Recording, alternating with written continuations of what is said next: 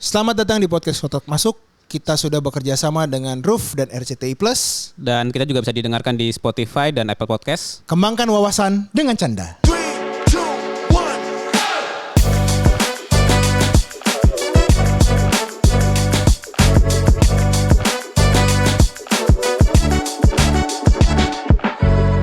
Selamat datang di podcast Kotak Masuk, sebuah podcast yang berusaha menghadirkan pembicaraan dan obrolan yang berwawasan, tapi tentunya dibawakan dengan ringan, dengan santai, dipandu oleh gua Niko dan Halo dengan gua Moses. Dan kita hari ini ada di mana, Nik? Di Markas Komika. Wih, ngeri sedap ada di sini sekarang. Pindah dulu ya dari Pindah dulu Fatmawati ya. ya. Nah, kalau sekarang audionya kita cukup baru dengan apa kita? Soundlit. Soundly. Jadi buat teman-teman yang ingin membuat jingle atau bikin branding Podcast, audionya, nah yes. itu bisa kontak langsung sama Soundlit. Nanti di Instagram kita kasih kontak personnya. Siap. Dan kemarin tuh kita ngomongin KPR, Iya. ngomongin S2 ya kan. Kita harus naikin level kita nih. Naikin level lagi. Naikin S3 ya. Nah lu sekarang pasti lu buat teman lagi nih. Bisa kenalin teman lu nih. Iya, jadi ya kemarin kan kita udah ngobrol ya di episode 17 sama Yoga. Jadi teman-teman yang mau dengerin tentang lagi galau nih mau S2 atau mau sertifikasi, nah itu bisa dengerin episode 17 sama Yoga. Nah, cuman sekarang gua khusus mengundang teman gua, Wih, ya kan? gila. Dulu sama-sama S1-nya di ekonomi. Di mana tuh? Depok City juga? Di Depok City juga. Kayaknya besok-besok kita ganti deh. Podcast Kotak Masuk Depok City. Mendingan gitu deh, Dik. Mendingan gitu deh. Kayaknya gue salah Sudirman City belum masuk. Tapi ini Depok City juga Depok nih City, ya. Depok City juga. Oke. Kemudian dia juga S2-nya di Depok City juga. Oke. Di Depok City atau di Salemba City. Salemba. Nanti kita tanya lah ya. Nanti kita tanya. Oke, S3-nya? Dan S3-nya nanti dia jelaskan juga Oke. itu PhD di Australia gitu. Ih, Jadi gila. kita sambut Denny. Halo. Wih. Thank you ya Denny. Bro Moses juga nih. Siap. Ini kita nggak usah ngomong Pak dosen lah ya. Om dosen juga boleh. Om dosen. Ih, opa gitu ya kan gayanya kan. Halo Bang Denny, gimana kabar? Baik. Wih, ini tadi Niko udah cerita nih lu S3 nih Bang.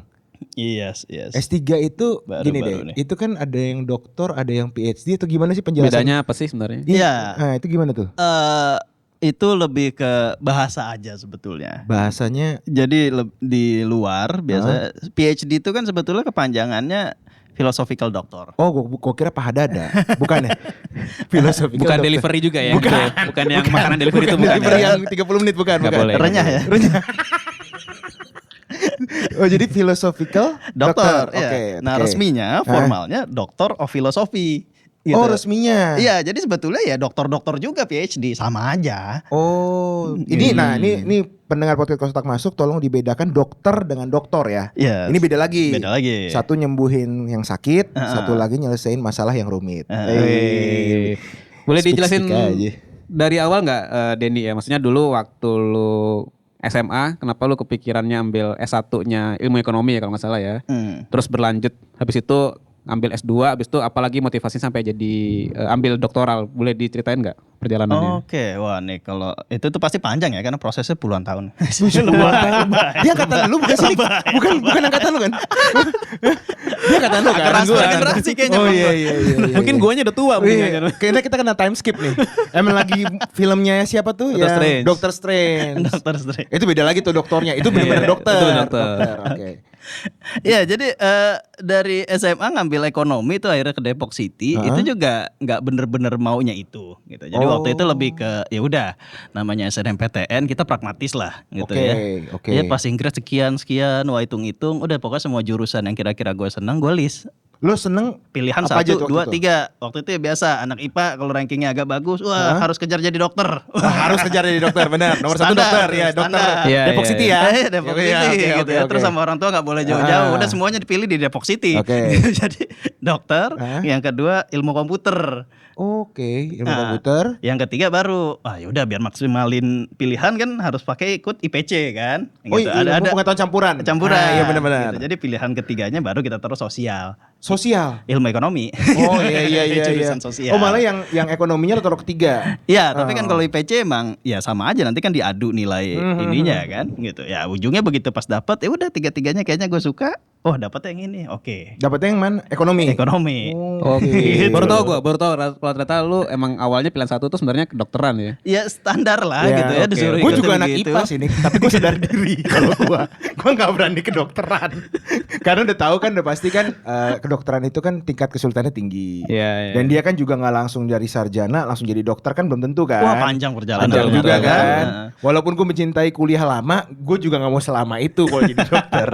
Jadi lo di ekonomi nih bang. Iya, gue juga Ekonomi. somehow seneng makanya. Untung dulu gue nggak jadi masuk Iya, dokter ya. Panjang loh itu. Panjang loh. perjalanan, Itu bro. pilihan lah ya. Pilihan. Orang-orang yang mencintai menolong orang lain. Iya. Betul, semuanya Ya kan? bagus. Bagus. Tapi kalau ekonomi kan kita tahu uang. Iya. Disitulah uang berada ya kan. Tapi bang di Depok City ekonomi itu berapa tahun bang S1-nya? 4 ya, 8 semester. Jadi masuk pas tas 2009 paket ya. selesai 2013. Selesai 2013. Dan 13. itu langsung S2. Enggak. Waktu itu jadi dari mulai semester 7 tuh udah mulai diajak-ajak jadi asisten peneliti di UI. Asisten peneliti. Iya, di LPM UI itu. Itu ngapain bang ceritanya bang? Jadi di UI itu kan LPM nih kebanyakan ya research tentang ekonomi dan consulting gitu ya. Jadi research and consulting, terus biasanya ya anak-anak yang memang kelihatan tertarik tuh diajak-ajak sama dosen-dosen yang jadi peneliti atau konsultan senior gitu di situ. Terus lagi habis waktu itu ketemu salah satu senior, lu kosong nggak?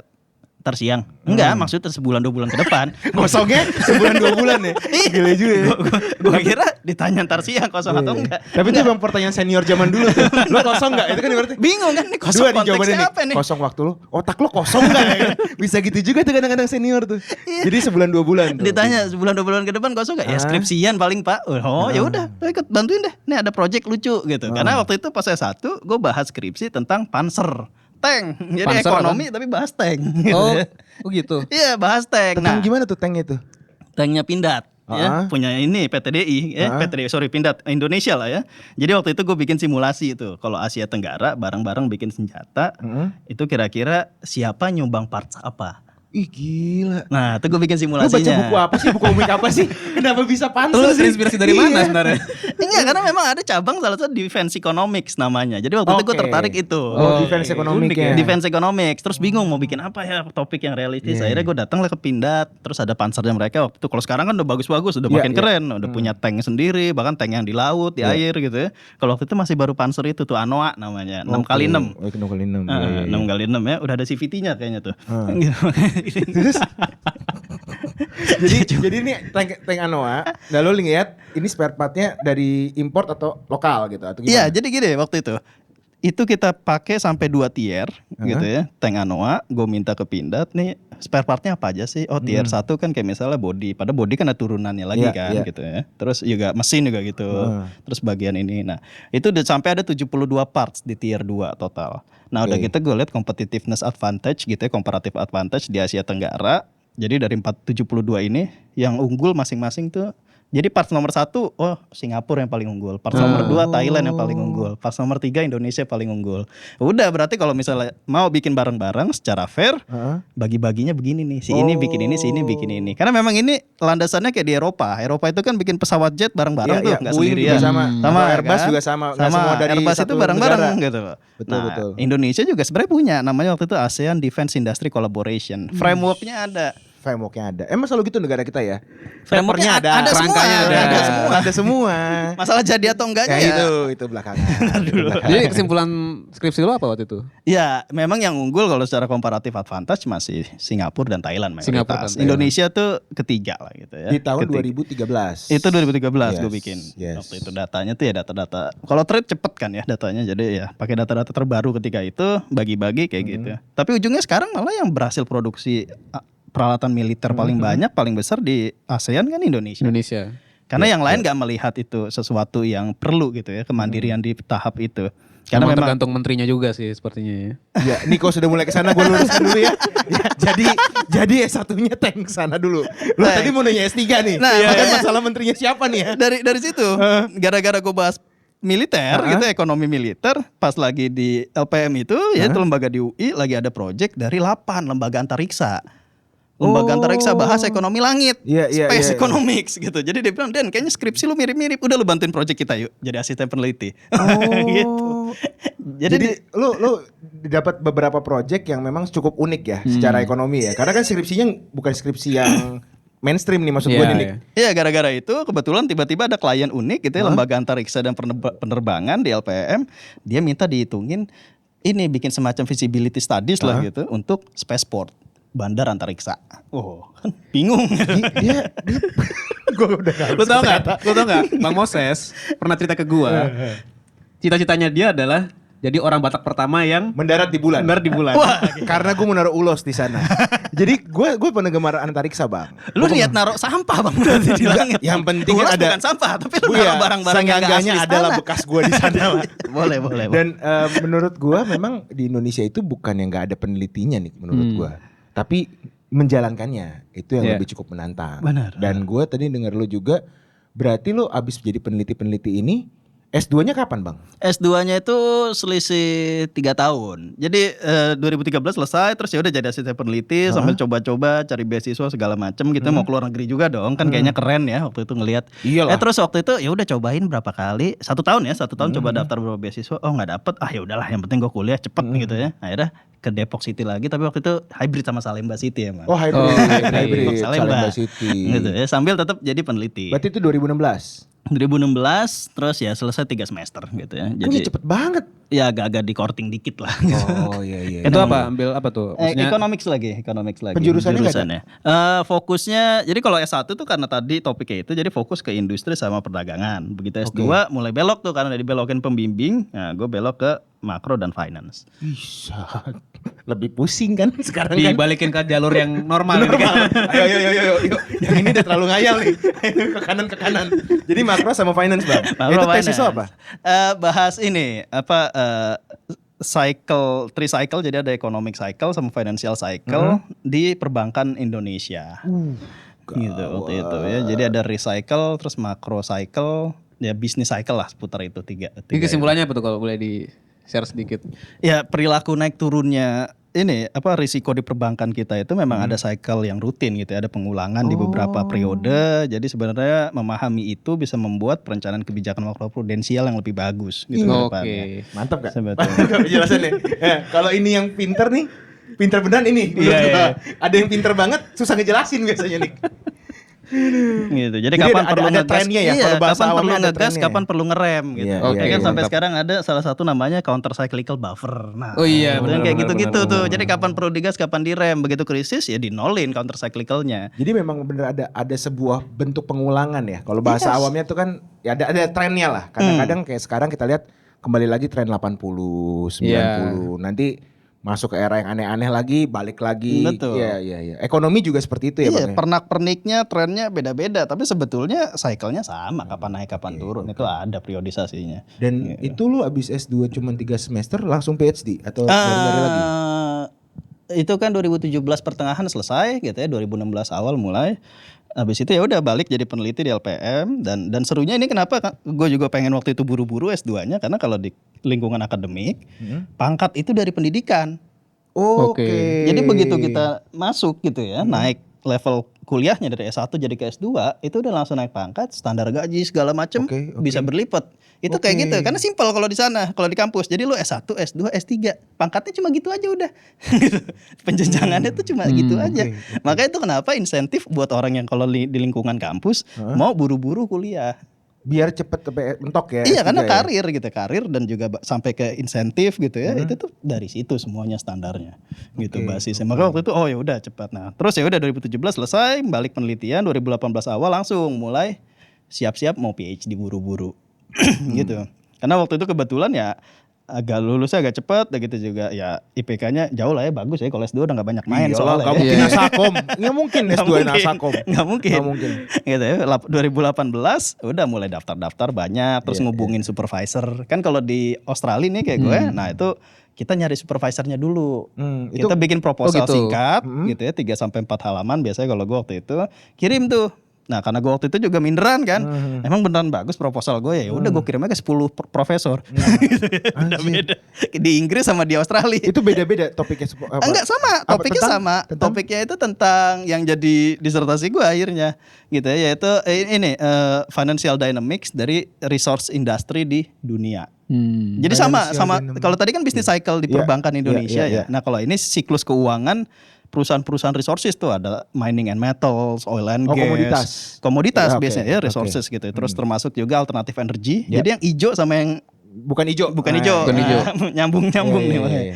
Nah, hijau bukan hijau terus sama forestry paper gitu. Nah, itu sedunia gue ambil datanya gue kumpulin. Nah, gue mau lihat cycle ekonominya, risiko keuangannya itu seperti apa. Gila, temen lu beda loh nih sama temen gue. Temen gue nambah follower, dia minta data sedunia. Lu tau gak pergaulan kita berbeda ya? Kelihatan nih. Gue juga kebetulan bang, sorry ya bang ya. ini dia. Kalau temen gue kayaknya biar terkenal di perusahaan nambah follower, sama nambah likes. Emang tapi beda ya. Dunia pendidikan itu menantangnya adalah lu mempercepat karir lo dengan menambah jenjang pendidikan, gelarnya ya. Tapi gelar itu kan penuh tanggung jawab dong bang. Berarti ya kan itu kan soalnya kan kayak Nico udah CFA juga kan, etika dan integritasnya kan juga di situ kan. Nah betul makanya. Gue juga kebetulan ikutan nih, makanya lagi belajar sama Nico. Wih, emang pintar. Baru kelar level 1 gitu nih kita makanya lagi. Dan kalau PhD sekarang bang, lo berarti bisa ngajar S1 S2 dong? Bisa, bahkan S3 juga bisa. Oh PhD tuh bisa ngajar S3 juga, sama S3? Karena gak ada S4 kan bang? Iya sih itu belum ada sih. Iya kan. Adanya F4 setahu gue. Tapi harus lulus dapat doktoral dulu kan baru boleh ngajar kan. Kalau di beberapa kampus besar di Indonesia syaratnya udah harus begitu. Karena itu terkait dengan akreditasi. Gitu. Jadi kalau misalnya dosennya kebanyakan belum S3 itu enggak ini akreditasinya bisa rusak nanti, jelek. Itu kan ada A, B ya kan? Gitu. Jadi ini apalagi kalau ya yang besar-besar nih kan kampus di Indo udah akreditasi internasional ya. Ada kayak ACSB, terus apa IMBA gitu yang gitu-gitu. Nah, itu IMBA itu berarti dia enggak maksudnya itu kayak persatuan gitu, ikatan-ikatan business school gitu ya. Jadi kalau universitas udah mau internasional ini pasti dihitung tuh dosen kamu berapa, mahasiswanya berapa, dihitung kan rasio dosen terhadap mahasiswa. Betul. Terus dosennya berapa banyak yang S2, berapa banyak yang S3, berapa banyak yang S1. Nah, karena sekarang yang S2-nya udah kebanyakan gitu ya, terus ya belum pada kuliah lanjut, akhirnya jadi yang baru-baru nggak boleh ngajar sebelum S3. Oke. Jadi begitu kalau di kampus-kampus yang udah ngejar akreditasi pasti begitu. Wajib S3 karena yang dicari tuh yang S3. Kalau nggak S3 ntar dulu. Oke. Nah, balik lagi nih tadi. Berarti setelah lulus S2, stepnya adalah kalau kita mau ambil PhD di luar atau di Indo, itu harus membuat proposal untuk disertasi dulu berarti ya? Ya, biasanya kalau ada 2 style ya. Jadi kalau yang kayak stylenya Amerika nggak gitu. Karena kalau style Amerika itu standarnya PhD itu 5 tahun. Gitu ya. Jadi 2+3 kalau buat ekonomi ya gitu ya, jurusan ekonomi itu style khas kayak gitu. Jadi kalau di situ yang penting masuk dulu, ikutan tes, udah keterima, baru di dalam pilih jurusan, nentuin topik. Pilih supervisor ya, pilih jurusan tuh maksudnya spesialisasi gitu ya. Itu nentuin topiknya di dalam. Jadi orang tuh kayak masuk belum tentu keluarnya tahu jadi apa gitu ininya spesialisasinya. Kalau di Amerika gitu. Nah, kayak satu mirip-mirip. Tapi nggak tahu skripsinya apa sih. Iya kan, maksud spesialisasinya apa kan. Nah kalau di sana gitu, jadi yang penting masuk dulu, ntar 2 tahun ngambil kuliah wajib. Nanti begitu pas di ujung 2 tahun itu dia ada preliminary exam istilahnya, 8 jam nonstop ujiannya. Ngapain tuh? Semua yang udah dipelajarin selama 2 tahun diujiin di 1 hari itu. 8 jam? 8 jam. Dan itu bikin orang gagal. Jadi banyak yang cuma ya udah dapat masternya aja balik ke Indonesia, nggak boleh nulis, nggak boleh nulis disertasi. Anjrit. Itu Amerika style-nya kayak gitu. Nah kalau yang kayak di UK gitu ya, Commonwealth lah gitu, UK, Australia, itu kalau kita lebih kepada researchnya yang lebih kuat. Jadi dari awal tuh udah harus nulis proposal kayak gue tadi, kirim ke supervisor yang kita mau jadi pembimbing kita. Habis itu baru deh kita proses tuh kayak beasiswanya, nyari-nyari dulu. Habis itu atau masuk ke kampusnya formalnya gitu. Itu kebanyakan kayak gitu kalau sekarang. Jadi harus kalau yang di Australia sama Commonwealth system kayak gitu. Jadi masuk dulu udah ada nih. Oh ya udah nih si bapak ini udah siap bimbing kita, baru bisa.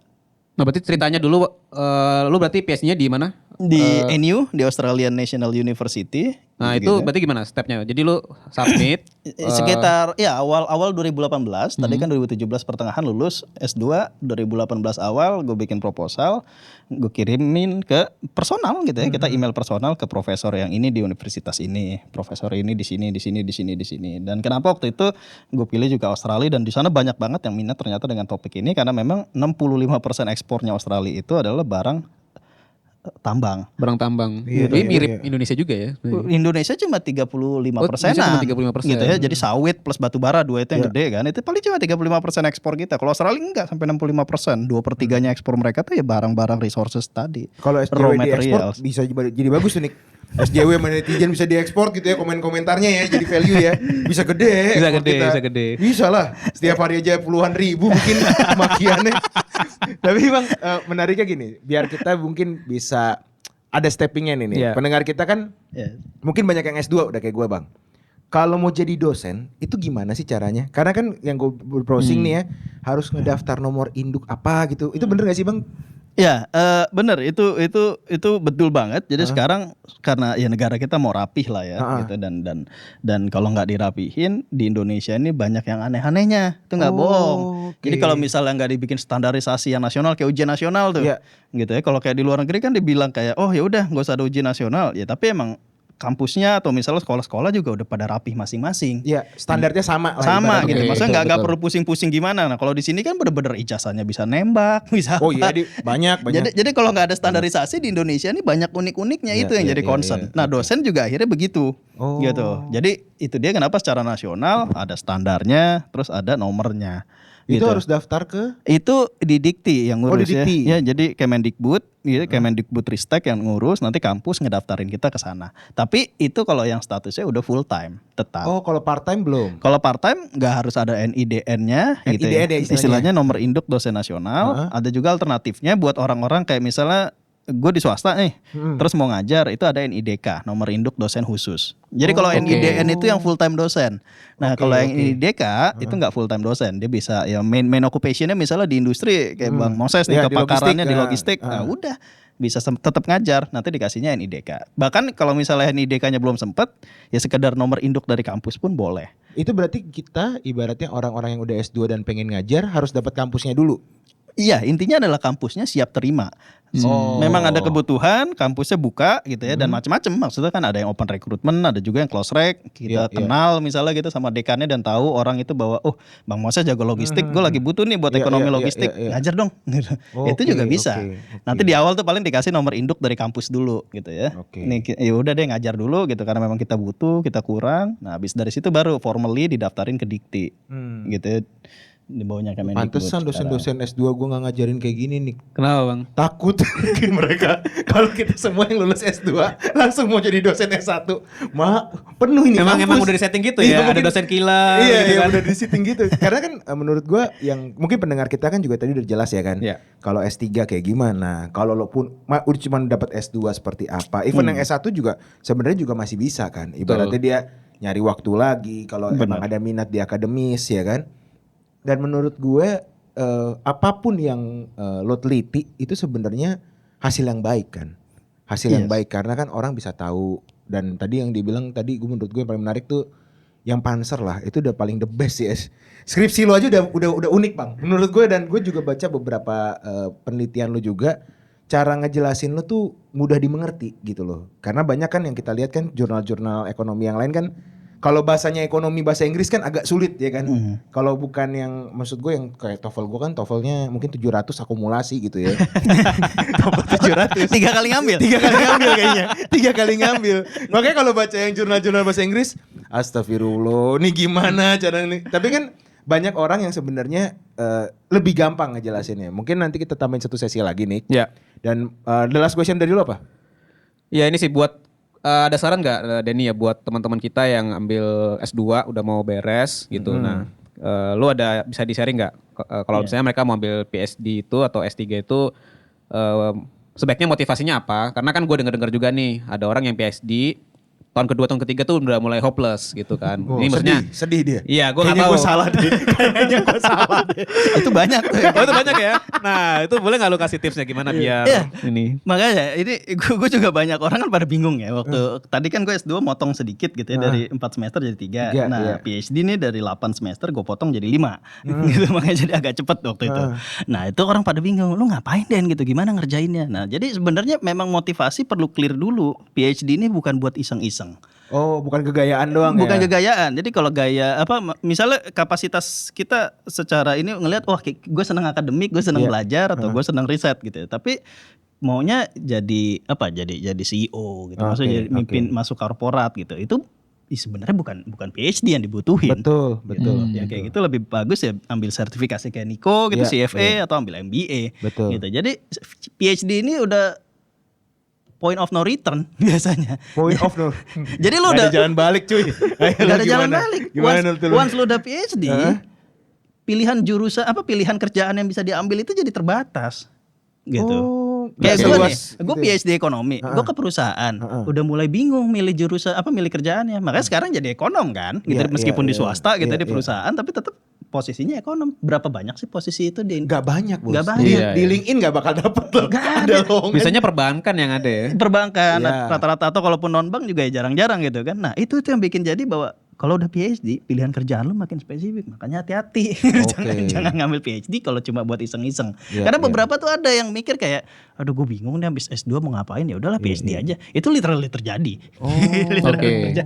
terjadi banyak gitu. Nah begitu yang di dalam, tapi kalau waktu itu kan gue enggak, gue desain waktu itu karena gue orang kampus. Gue mau ya untuk bisa keren di kampus karirnya harus PhD mau nggak mau. Dan Iya. makin cepat makin bagus. Gitu. Karena ada yang udah usianya agak lebih matang lah ya Iya, gitu iya. PhD. Tapi kan pertimbangannya ya lu berapa tahun lagi sih pensiun? Oh, oke. Jadi kalau misalnya PhD, karena kalau sekarang untuk beneran dianggap sebagai akademisi nggak mungkin kalau nggak S3. Karena yang dilihat itu research outputnya, dan orang yang S2 meskipun beberapa tuh memang naturally bagus keren gitu ya, tapi kalau disuruh bikin paper itu kapasitasnya nggak diajarin waktu S2, itu memang waktu S3 research itu. Oke. Gitu. Jadi nggak akan lo bisa dipaksain gitu misalnya kayak wah ini kayak gini gitu. Jadi beberapa pekerjaan itu memang benar membutuhkan kualifikasi akademik yang sesuai gitu. Jadi kalau kayak di kantor kan nggak gitu ya, mau S1 mau apa lo kalau emang keren ya jadi direktur aja. Iya sih. Gitu. Tapi kalau di kampus nggak bisa gitu karena emang nggak diajarin gitu. Dan itu tadi bener loh Nick, nggak yang untuk S2 ya termasuk gue ya. Kalau disuruh nulis paper lagi, mungkin butuh waktu lagi tuh, belajar lagi tuh. Dan itu kejawab. Emang lo kalau udah S2 dan emang punya niat untuk tadi kayak Bang Denny ya, dia udah tahu nih M-nya mau kayak gimana. Ya apply PhD dan beresin secepat mungkin. Benar. Jadi yang kayak gitu matters. Dan apa yang perlu dilakukan strateginya waktu itu orang bingung ya. Jadi lebih kepada sebenarnya kalau yang style PhD-nya kayak gue di Australia atau UK gitu ya, itu sama kan. Jadi proposal dulu, riset dulu topiknya, terus nyari pembimbing dulu. Itu be clear, jelas proposal kita apa dan doable. Itu yang clear. Ini benar. Jadi banyak yang sekedar bikin proposal, propose ke pembimbingnya, begitu udah di dalam pembimbingnya juga banyak iseng lagi. Jadi ya udah yang penting kamu masuk aja dulu. Di dalam diacak-acak topiknya. Iya benar Gitu. Jadi itu dua-duanya yang salah sebenarnya kalau gue ngeliat kayak ya dia sendiri nggak yakin sama topiknya dia waktu masuk, yang penting masuk, pembimbingnya juga yang penting gue dapat student.